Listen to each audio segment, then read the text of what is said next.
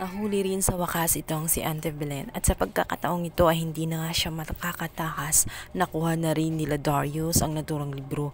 Kaya naman ito na yung pagkakataon nila na ipagpalit na nga sila sa kanilang mga katawan.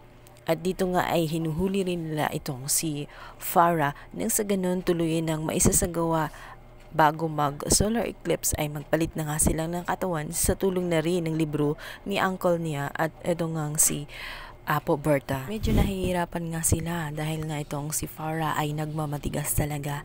Sinabihan niya ito na hindi na ni Lucy mababawi kailanman ang katawan niya at mananatili na umano. Makukulong umano siya ngunit sa katawan umano nitong si Lucy.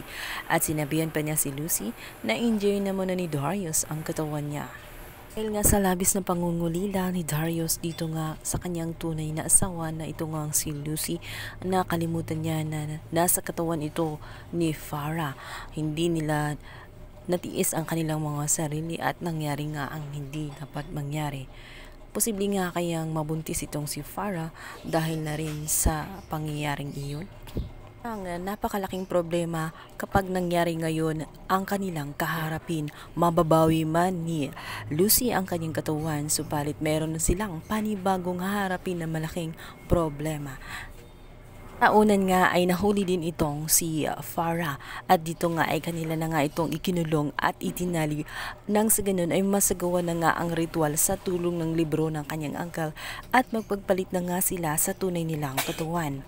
Una ngang lumabas ang kaluluwa nitong si Lucy at ang sumunod na nga ay itong kay Farah ang inaantay nila na lumabas sa pamamagitan nga ng tulong nitong si Apo Berta.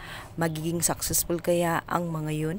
Ito na nga kaya ang katapusan ng paghihirap ni Lucy sa katawan na hindi kanya at makakasanaman na kaya niya ng tuluyan ang kanyang pamilya. Yan ang ating pakabangan sa lalang umiinit na tagpo na Stallion Life. Thank you for watching. Don't forget to like and subscribe my YouTube channel.